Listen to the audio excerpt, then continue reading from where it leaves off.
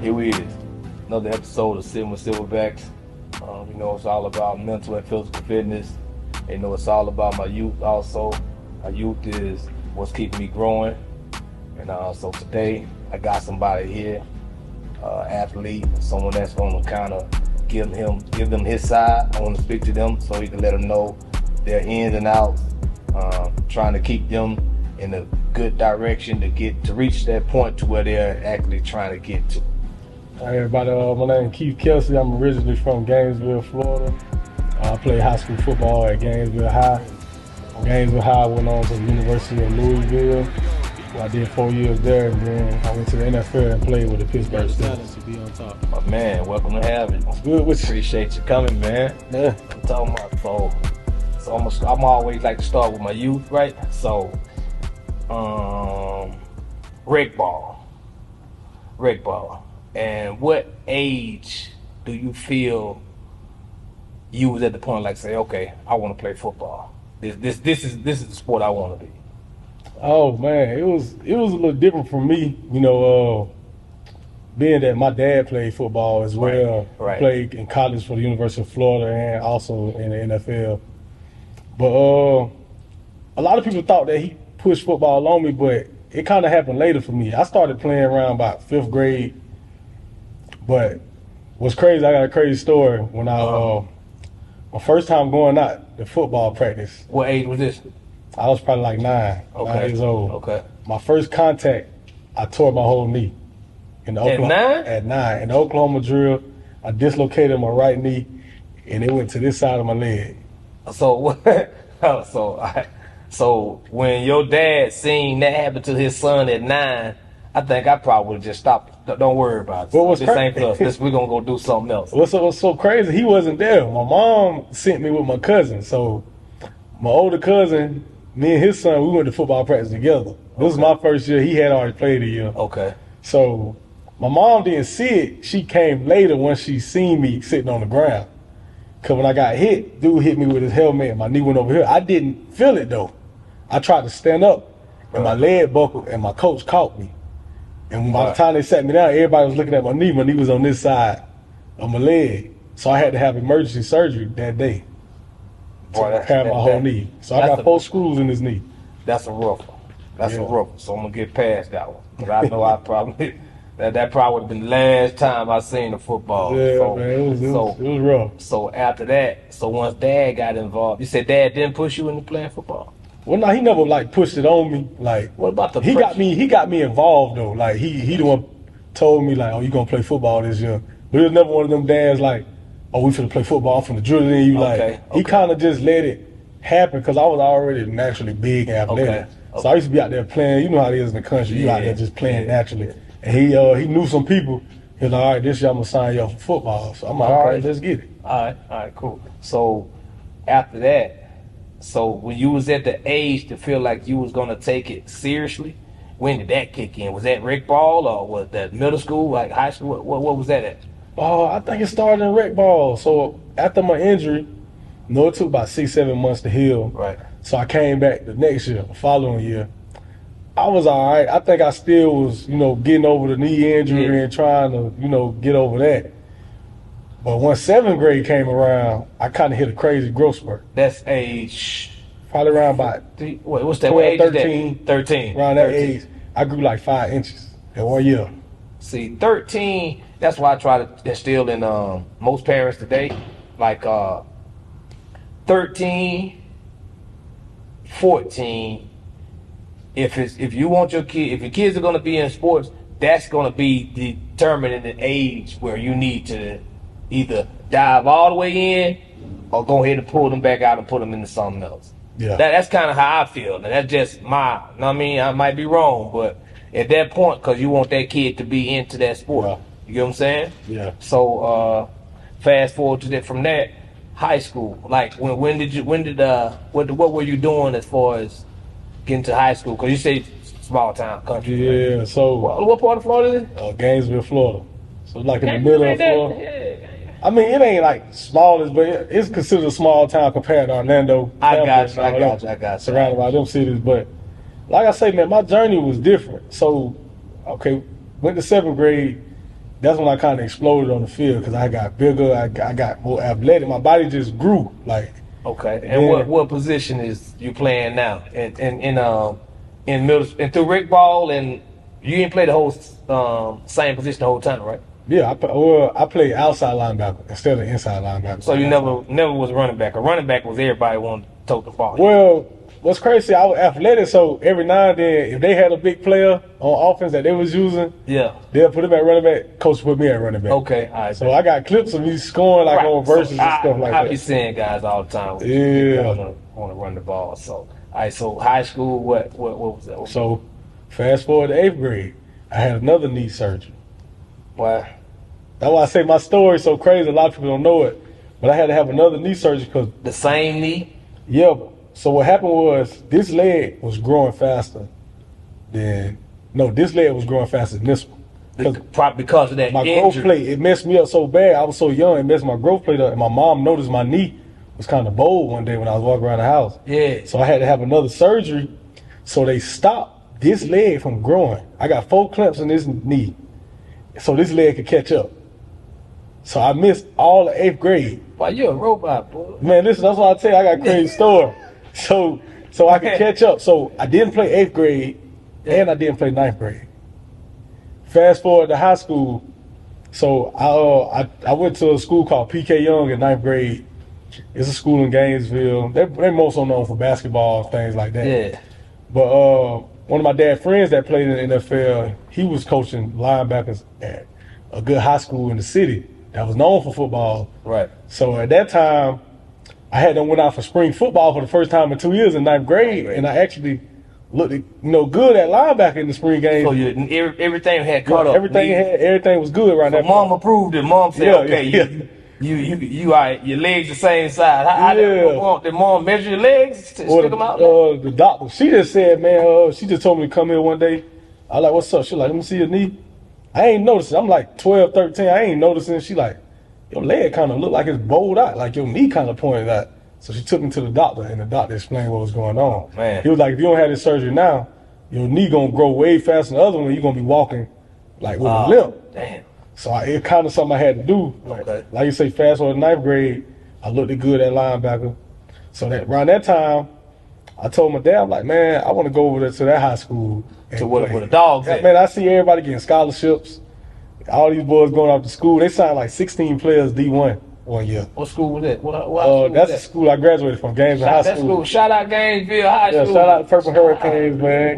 They were sending them in, huh? Yeah, they were sending them in. So another thing come along. All right, so what you feel like y'all accomplished in high school that got the looks? When did you start getting the looks for college? Well, like I said, I always got a crazy story for you. Varsity, 10th grade. I played the first 3 games. My teammate hit me in practice and tore my ligament out my finger. I missed the whole season, sophomore year. Man, you sure you supposed to play football? Man, listen, man, that's why I say I got a crazy story. So fast forward all that, I get past all that. Now it's junior year, going into junior year. Now I'm supposed to be the man. You got any offers? You got anybody looking at you? Not going into the season. I got people looking. Like I said, I was getting letters that summer from Texas and Florida and all that. That's 11th grade summer. Or 10th grade summer going, 9th grade going to 10th grade. I was getting letters. Okay. From, my first letter was from Texas A&M. But so I was getting the other school, though? Yeah, just doing spring. That was around springtime. So actually, I got that letter summertime. Okay. When I got to the other school. So I had people looking at me. Now it was just like, man, just get on the field. Okay. So I went through that summer, worked out, everything was cool. Now I'm supposed to be the man, at linebacker. At the Gainesville High. At Gainesville High. 11th grade. Yeah, 11th grade. And, we was a pretty good team. We was the game before state before that.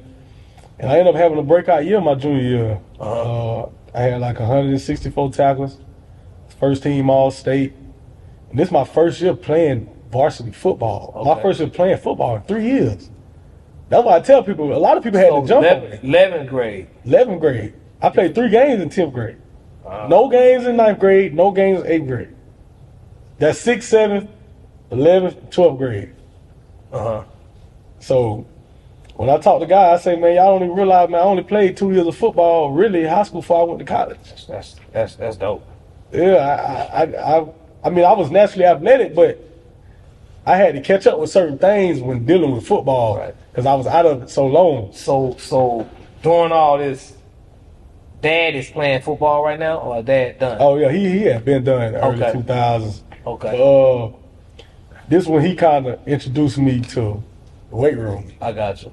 So I was always naturally big, but you know, ninth grade going to 10th grade, he was like, "Man, I'm gonna get you a membership. You should start coming to the gym with me." Okay. Because I used to always see him go to the gym, but you weren't going. I wasn't going. You know, but around that time, it was like, I'm like, all right, I get to go work out with my dad now. What was he putting it on you? Boy, listen, man. Welcome to the man's world. That's why I tell like the kids growing up nowadays, they won't understand. Yeah. You can't be too hard on them nowadays, but that's what I tell my little brother. Yeah.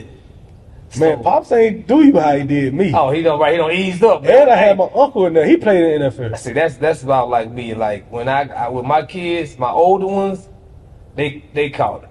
Yeah. Like now, I really just don't got a lot of time to be. Yeah. Not time. It's just like I'm just getting a little old. I don't feel like yelling at nobody. Yeah, I already know, man. I really don't feel like yelling at nobody. So go back to your 12th grade. If that's when the calls started coming in, how did your 12th grade high school? Well, I balled out my junior year, and I got my first offer after we lost like 2 games before state. We lost to a big time high school, Armwood. They had a running back going to Florida. He was committed to go to Florida that year. They had about 15 guys D1, whole line going D1. We lost by 3 games because of some fluke stuff. But I went out there. I think I had like 20 tackles. The linebacker next to me had 21 tackles. I got an offer that night from the University of South Florida. That was my first offer. Okay, you still. Yeah. So after that, the offers just started pouring in. So now, USF, my bad. Yeah. We was a leading team in the state that year, coming in my senior year. So we had all the momentum. We had a running back. That was big time. I played with 5 guys that went to the NFL off my high school team. Give them to me. Ralph Webb, that was our running back. He rushed for 2,000 yards. Webb. Tony James was the backup running back. He rushed for 1,000 yards. He went to Oregon. And he was at Pittsburgh, too. Okay. What's crazy, me, Ralph, and Tony all was at Pittsburgh at one time. We're gonna So, our receiver, Chris Thompson, he went to Florida. Outside linebacker, he was 2 years before us, Jordan Williams. But he went to Tennessee, and he went to the NFL as well. All right. So the offer from USF, that was in 12th grade, right? Well, it was still my junior year. It was a game after the playoffs, my junior year high school. So 12th grade year, when it all went down, it was time to make the decision. What was on the table then? Oh man, I had a little bit of everywhere then. I was. If you had to guess, like how many offers you think you? I had about maybe 20 or a little more. Okay. Offers. All right. So, what was the determining factor for you to say Louisville? What was crazy, man, I never even paid attention to Louisville. Like, I ain't, Florida, it was Miami. That's what I'm trying to find. Yeah. Like, what took you there? It was Florida. My dad played at Florida, so growing up, I always, looked at Florida. Then you had Florida State. I'm going to say, how did you get past Florida, Miami, and Florida State and go to Louisville? Because Louisville is a power. It's one of them schools. But see, I took a visit to Miami my junior year, but they was on probation. So I'm like, I'll go there. We can't go to no bowl games. Ain't really nothing we could do. So ain't no point in me even looking at them. That makes sense. But Florida. How did Daddy let you not go to Florida? It was a thing with one of the coaches they had. We really ain't see eye to eye. You and Dad and the coach. Well, it was more so with a relationship with me and the coach. Oh, okay. Because I kind of felt like he kind of thought the linebackers he was bringing in was better than me that he was bringing in. But I'm looking at it like, bro, I'm first team all state in Florida. You bringing these boys from up north. So why even send you the offer then? Man, I don't know, man. But it's crazy. Coach Muschamp was the coach at the time. Before our game, we played Auburn, my sophomore year in college. He said in the interview the worst decision ever made was not bringing Keith Kelsey on our team. You got to send me that. Yeah, he said that in the interview, man. My dad showed me. But going, I didn't know nothing about Louisville, man. I knew a little bit about basketball. But football in the South, we weren't looking at him. But what's that basketball coach name they had on? Rick Pitino. Yeah, man. But I did see Coach Strong was there. mind you, Coach Strong recruited my dad in high school. He was at Florida. Okay. I went to one of Coach Strong camps in 7th grade, and he remembered who I was. So I'm chilling on my high school campus one day.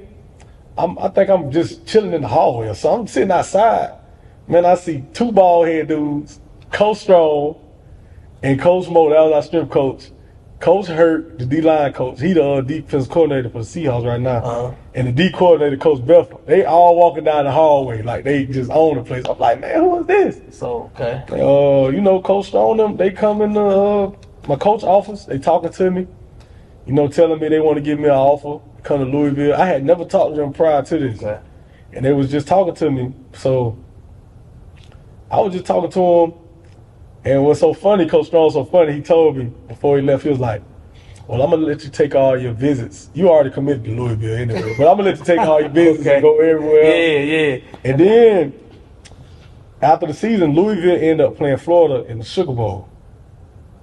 So, I got to watch that game, and I'm like, I didn't know about Louisville, but I seen they had Teddy Bridgewater, he was a big name. Right. Devontae Parker, Calvin Pryor, all these guys going first round, and I seen on their team, they had like 30-plus guys from Florida. And the other ones was basically from Georgia. So it was like a whole team full of South, and they beat the hell out of Florida. Like, so Kentucky been sneak watching Georgia players, watching coming Kentucky. Nah, yeah, that's right. Really, Coach Strong. They've been slick easing down here in this Georgia, Florida water, catching these fish and taking them up to Kentucky. So UGA and Florida State and Florida and Georgia Tech and Georgia Southern, and y'all got to kind of put up a fence, put up a barrier or something, because there's some athletes down here. Right below that Tennessee line right there, y'all got to start checking ID, man. Got to put it up. There's too many athletes down here. So, Louisville, talk to me about when you got to Louisville, who you played with. I know, you know what I'm saying? Oh, man. Give me a little bit. Louisville was way different than what I expected. You know, 11 hours away from home, I didn't know what to expect. But, man, it was the best time I ever had. Man, I played with some of the best athletes. Think about it like this. Both my quarterbacks was Teddy Bridgewater and Lamar Jackson. You know, it don't get no better than that. Lamar Jackson. You know, I played with a lot of first rounders. I played with about 7 or 8 first rounders, from the Jair Alexanders, Devontae Parkers, Sheldon Rankins, and even other guys who got drafted. Man, we had some talent up there, you know, that people would have never thought of. But, man, it was amazing being up there. I see it. I can see it, too, because one thing about it, when you speak Teddy Bridgewater, I hate the injury that he had caught that one year. Yeah, man. And then you speak Lamar Jackson and all the talent that's going around still up there. Still some. Yeah, we got a lot of talent right now. So when you got out there, so what year was it that kicked in for you up there, for you to get seen for the next level? Well, I mean, I already went in there with that mindset, like, man, I'm finna play. And, y'all hear that? Yeah, he went in there with the mindset and the mentality. Like, I already knew. Bro. Ain't no second seat. Ain't no back seat for nobody. Ain't no back seat. You know, I knew I probably wouldn't start, but I knew I wasn't finna red shirt not play. And I had a goal that summer, man. Especially talking to a lot of more young athletes. You know, going into college, you know, everybody want to, you know, turn up. They're away from home. They want to party. Right. I told all my freshman class, I'm like, bro, I'm not having my first drink until the first game and I make my first tackle in college. Okay. And I didn't party or nothing. I didn't do none of that stuff until I made my first tackle. And Coach Strong them told me that you're not redshirting. You're going to play. You're going to be the backup linebacker.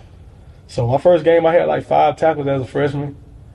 And, so what game, how far into the season was that game? Like that was like 5th, 6th, 7th game? What? That was the first game. Oh, first game was opening game. Opening game versus Ohio. I had like 5 tackles. Special team? No, defense. You sure it was special team? Defense. 11 on 11, defense. Tackle. Hey, mama them in the stands. My family came about 20 deep. Yeah, 20 deep. From Florida? I had to play. I couldn't be sitting on the side. Man, okay, so you must have already been working that practice. You was already putting that work in. Man, listen. I don't think nobody had a harder coaching staff than Coach Charlie Strong. Oh man, that's tough. Man, listen. My linebacker coach, but he'll make some of these kids cry right now. All right. So freshman year, sophomore year, senior year. When did it click in like shit? I think I go to the next level. Oh, really? My sophomore year, my first year starting. I started day one going into my sophomore year. You know, we had a coaching change as well. So, but my sophomore year, I had a good year. I had like 90 tackles, like 6 sacks my sophomore year, my first year starting. So that year there, I think I made like, cause we moved to the ACC my sophomore year, so I think I made like 13 ACC or something like that. And I kind of looking at it like, man, I think I could really do something with this. Like, so going into my junior year, you know, I'm team captain, all this stuff, like going in there. So I just had my breakout year my junior year. I had like 107 tackles, 15 for loss. Like, so what senior year? What did you have to? I mean, it was. Did y'all what bowl games? Y'all making the bowl games?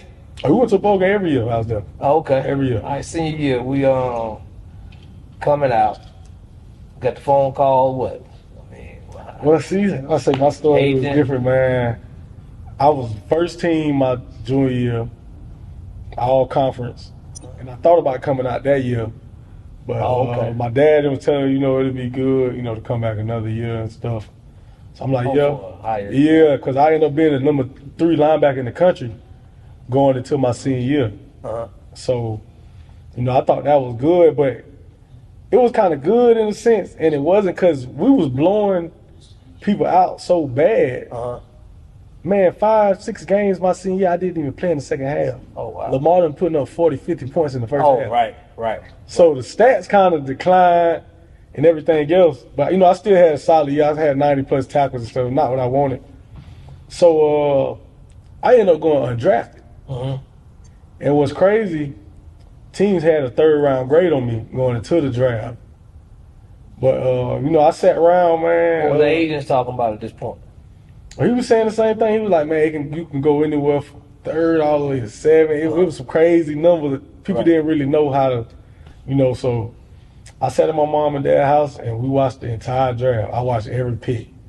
And by like day 2 or 3, man, I remember like it was yesterday, I left the house about 12 at night, slammed the door, and just went and sat down somewhere for about 2 hours and just cried nonstop. That's that mental thing that's kicking in on, you know what I'm saying? And how to deal with adversity.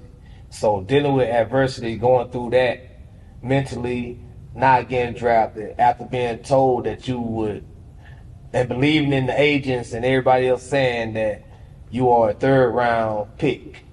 When you I think that's that part right there. When they tell me something, that's what I'm expecting. Cause I'm listening to who telling me. Agent telling me I'm a 3rd-round pick. Man, they in the 4th round. Oh, bro, they in the 5th round. So how did you saying you left? And I mean, how did you come up get past that? Man, I just shed a lot of tears that night. You know, this is my dream. This is all I dreamed of doing was, you know, getting drafted and things like that. But it didn't work out. But so I ain't mean to cut it. So with that being said, did the thought of like, damn, Dad went, you know what I'm saying? Did you ever think about the fact that Dad had been just in that moment? Nah, I ain't never. You know, me and my dad got that relationship. Like, my dad ain't even the type to talk about what he did. I never even. He kind of let me be my own man, even though I got his name. I'm a junior. I was like my own man for real. Like after a while, it wasn't Keith's son no more. It was just Keith. So, cause you know that they would be dragging around with a lot of. It drug around for a long time. But once I got older, I kind of appreciated it. Okay. You know, because a lot of people loved and respected my dad, so I kind of got the same treatment. But so you got called up. So how did that go after not getting drafted? How did it reach out? You know, when you don't get drafted, something else. It's like teams can call you right and say, man, I want you to come sign on camp. try to make the team. So Right. I remember the 3 teams. It might have been more, but I remember the 3 that stuck out. Right. Denver literally called me after they made the last pick, Mr. Irrelevant. You know, Mr. Irrelevant in the NFL, you get like 200,000-300,000 Yeah. just for being the last pick. Right. And they literally called me right after that pick, so I already knew I wasn't going there. I'm like, bro, y'all literally called me 5 minutes later. Y'all could have just drafted me with that pick. So it was down to New You remember that England. pick? Oh, man, I You forgot remember? the quarterback name. I think he came from Ole Miss that year, like 2017. I ain't go. I would be like that name was best. I'd have wrote that. Man. Bring that name down. Well, go ahead. But Steelers and the Patriots was the 2 teams it was narrowed down to. Belichick. You passed on Belichick. Man, I just felt like it was a better opportunity for me in Pittsburgh. You know, I had got some advice from people. You know, some people wanted me to go to New England as well. Like Brady was still there. Yeah, he was. Right. And my uncle played there, so he knew the whole system of Belichick, everything. And I didn't get a chance, to talk to him Right. before I made the decision. But he called me and cussed me out when I chose Pittsburgh. Wow. He like, man, you ain't tell me you. Man, I was told you could have went there and did all this. Y'all, they run the same defense, all this. But Pittsburgh, I kind of understood what it meant to play there. And then had Coach Tomlin, a black coach. I got you. I felt like he was relatable. I got you. And just the whole team. I had teammates there as well, too, that I played with in college. Okay. Like Eli Rogers and them guys. Made it a little easier for you. Yeah, Made it welcome. I got you. It felt like family to me. So when you got there, once you got up there, how was that? It was a crazy experience at first. Getting adjusted, seeing all these guys you've been seeing on TV, Right. things like that. Just the speed of the game is just it's 1,000 times greater, and the way people think. They're critical about everything, like this placement, that placement. You got to really be on point. Those guys take their job serious. Gotcha. So Mike Tomlin, how was Coach Mike? oh man, Coach T, the coolest coach ever. Yeah. He reminded me of Coach Strong. A lot of people used to always crack jokes on me and him talking about we looking like they used to go around talking about Coach T, that's your son right there. Okay. Joking like that. But So I see a lot of players, and I haven't talked to a player yet that has said anything outside of what you're saying about Coach T. I do talk to a lot of Steelers players, and everybody seems like they just love themselves some Mike Tomlin. man, Coach T's the GOAT, man. He the ultimate players coach. He ain't gonna always come in there and hit you with football. Yeah. He might hit you with real life stuff. Like ask you how your mama doing, how your people doing, how you doing Like personally. personally. Yeah, mentally, like how you doing, how your kids doing, like stuff like that. So he really care about you. And that's what we call like a mental check. We checking you out mentally before we say this, before we go to war. You know what I'm saying? I want to see, are you in the right headspace before we go out here and start doing this other stuff? Yeah. Because if you're not in the right headspace, let's just hold up for a minute. You know what I'm saying? You take the day off. Yeah. You take the day off. You know what I'm saying? I got somebody else that's ready. Come back tomorrow. Yeah, he was definitely I like appreciate that. That's kind of like a self-check right there. That's good. Players stuck out. Like if you was a player in Pittsburgh, how many years it was? I was up there for 2.5 years. All right. So players, give me a player. If you could say a player now that you'd be like, he was one of them ones like. Man, Antonio Brown, man. That's AB, man. They can call AB crazy, whatever you want to call him. AB that one. On that field, I ain't seen nothing better. Ever. They can't correlate what he did off the field with his on the field. They separate two. AB the You one. talking about strictly football? I've never seen somebody work as hard as him in my life. And I done been around. I thought I worked hard, and I done been around a lot of people who work hard. Right. It's night and day with him. No day off. So that's what a talent is at. Full speed practice And- all day. And he from Florida too. He from Miami. Right. Leave practice. He got a trainer with him every day. More workouts. Diet. He the one showed me about diet in the NFL. My diet wasn't good like that in college. When I got there, I'm seeing the type of drinks he drinking and food. He like, bro, you can't eat that. He like, bro, how you gonna be out, take somebody's position and you over eating pork bacon and he eating greens and stuff, gonna pull your hamstring. Oh man. So I'm not thinking about it like that. So he really laced me up and put me on game and stuff like that. But AB definitely. That's what's up. Man, I watched this man get 1,800 yards and miss 2.5 games. And this one you had 16 games. Like I said, you ain't saying nothing short about it that I ain't heard off Yeah, camera. man. So outside of that, so you said 2.5 years, injury kicked back in, right? Yeah, man. So we was in preseason and we was playing Carolina. So man, I have been having this is probably the best camp I've been having the whole time. Like, Right. Coach T actually in tune with me. Like man, this man here got a real chance to go out here and really do something. So it was our last game in preseason. You know, I had been getting good information. So first kickoff of the game, I'm running down. First one down, I hit the dude, but my arm is out. And when I hit him, my arm was right here, and he kept running, and it popped my tendon off the bone, my pec. So you done went from the knees to now your shoulder. Yeah, knee, hand, shoulder. Really, I only had one knee injury. I just had to have another surgery. That's 2 knees. Bro. Yeah, but you know, I ain't had no problem out of them at all. Okay. I don't got no problem out of them now. I ain't hurt my knee one time playing sports after. Right. You've been squatting. Yeah, I ain't did nothing. Thank God. Knee, finger, shoulder. So that shoulder, what was this injury, right? I tore my pectoral muscle, so I ripped. You know how you flex? I tore the tendon off the bone. I felt it as soon as I did it. Like it was like a quick shock. I hit him, and I was like, man, I don't know. Burn? Yeah, it was like a real bad burn. And I went to the side. I was like, bro, I know that ain't my shoulder. I done got a stinger before. The coaches was talking to me, but I'm steady feeling my arm go more numb, and the inside right here starting to turn purple. So slowly, I wasn't able to lift my arm, but I'm like, you know what? I'm gonna go out there and give it one more go on kickoff. Oh, so you went back? I went back, man. I'm a trooper. I'm like, man, I gotta give one more try. Man, as soon as they kicked the ball off and I went to turn and run, I just felt everything just tearing in there. Like, I'm like, oh, nah, something ain't right. And the opposing team trying to come block me. I'm hitting these boys one. I'm like, y'all boy, chill. I'm hurt, bro. I ain't even trying to make the time. Yeah. I ran straight to the sideline.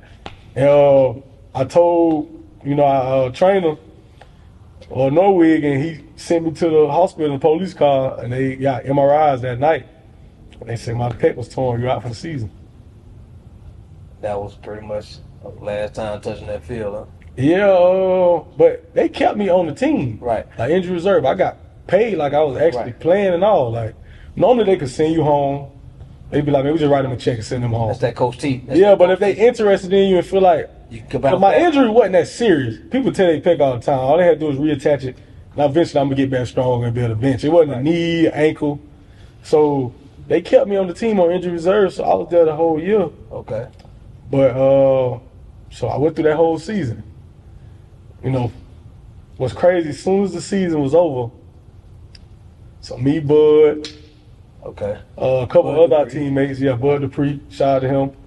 We was in LA finna go out somewhere. I had my shirt off. One of my teammates tapped me, Malik Golden, shout out to him as well. He said, man, something wrong with your scar? So I'm looking.